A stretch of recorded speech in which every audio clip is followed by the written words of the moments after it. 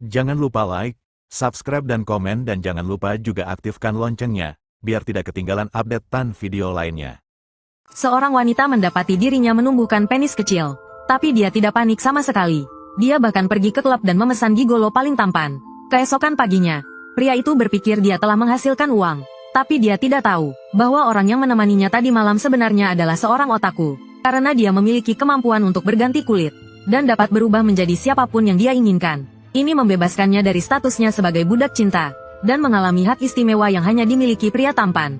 Dia pikir dia hanya bisa dihargai dengan berganti kulit, sampai dia secara tidak sengaja bertemu dengan gadis tetangga. Dia sangat tertarik dengan penampilan imut gadis itu. Mereka mengobrol dengan gembira, tetapi ketika dia meminta informasi kontak gadis itu menolaknya, dengan alasan baru saja putus dengan pacarnya.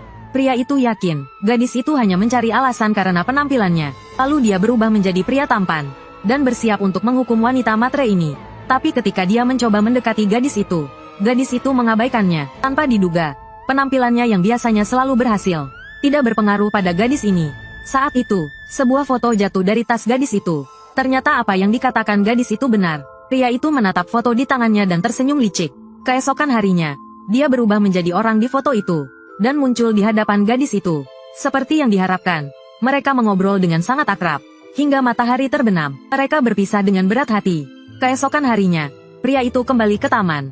Saat melihat gadis itu, dia segera berlari menghampirinya. Tiba-tiba, sebutir peluru menembus dadanya. Pria itu jatuh ke tanah. Tiba-tiba banyak polisi muncul di sekitarnya. Ternyata pria itu adalah seorang pembunuh berantai, dan gadis itu adalah informan polisi. Namun, ceritanya belum berakhir. Keesokan paginya di sebuah apartemen, seorang wanita duduk telanjang di depan cermin, dengan senyum misterius di wajahnya. Detik berikutnya, kulitnya mengering dengan cepat, dan berubah menjadi penampilan buronan itu. Pria itu terlahir dengan dua kepala. Kepala kiri ahli dalam pekerjaannya, dan merupakan seorang workaholic terkenal. Sedangkan kepala kanan selalu ceria dan hanya pandai bersosialisasi. Namun, kedua kepala itu sangat akur. Setiap kali kepala kiri menyinggung rekan kerjanya, kepala kanan akan segera turun tangan untuk menyelamatkan situasi.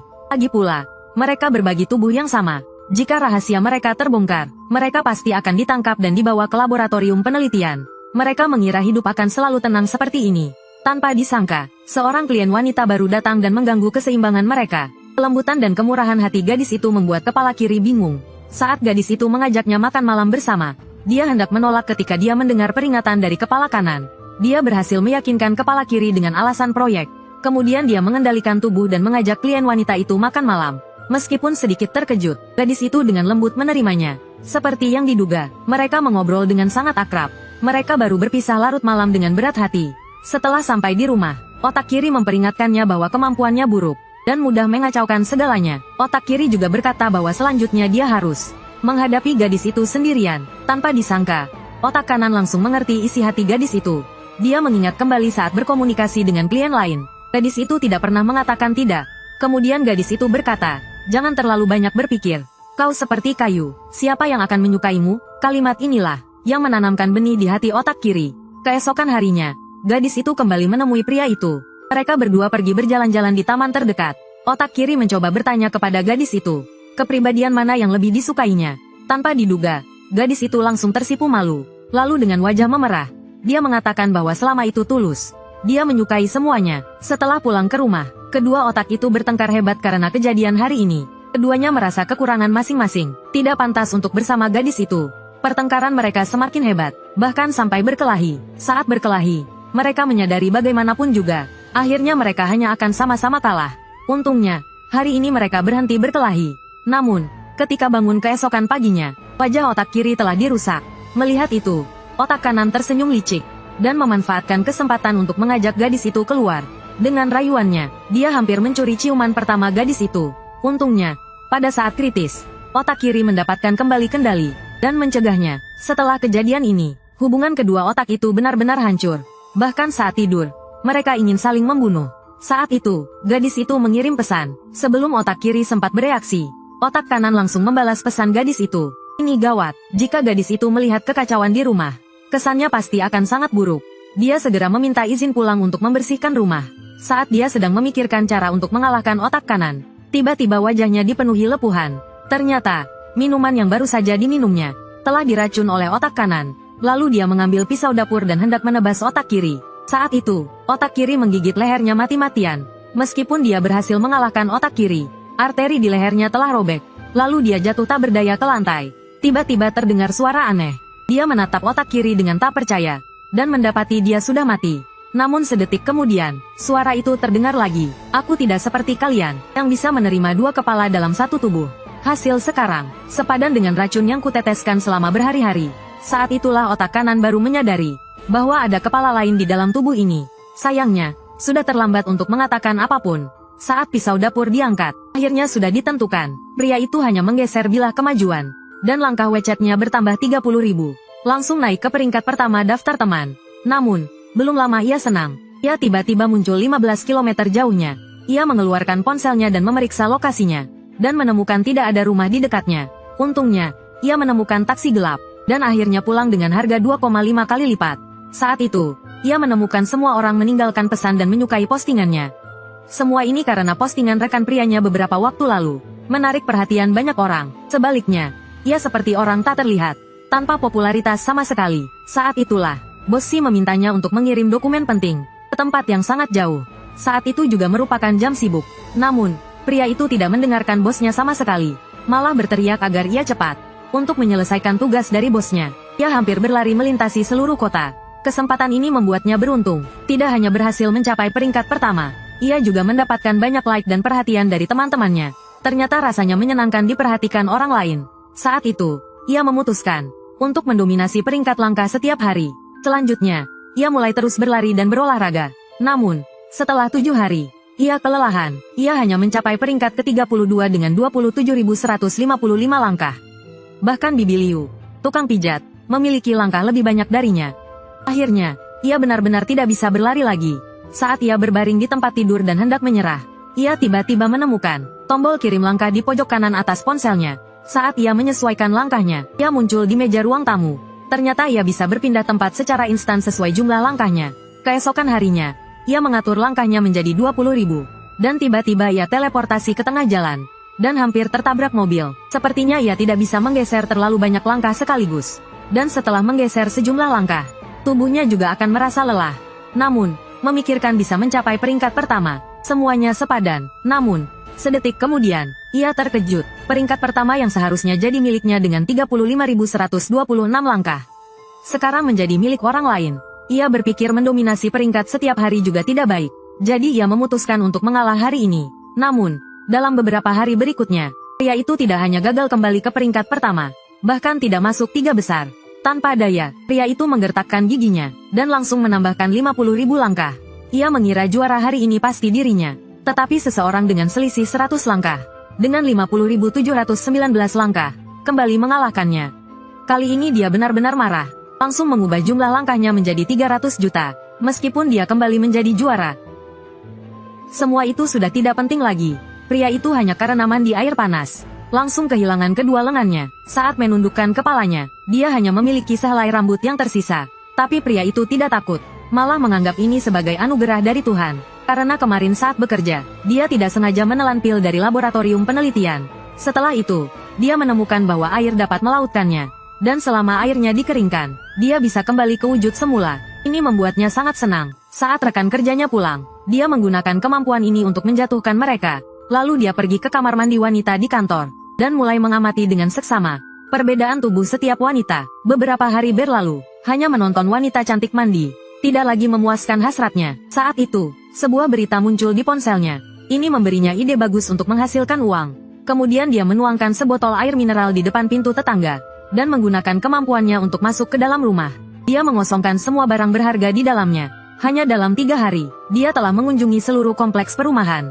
Kemudian dia membawa bungkusan itu pulang, berisi 5 juta yuan. Namun, orang tuanya tidak berani menerimanya, dan memperingatkannya untuk tidak melakukan hal-hal ilegal. Pria itu sudah dibutakan oleh keuntungan.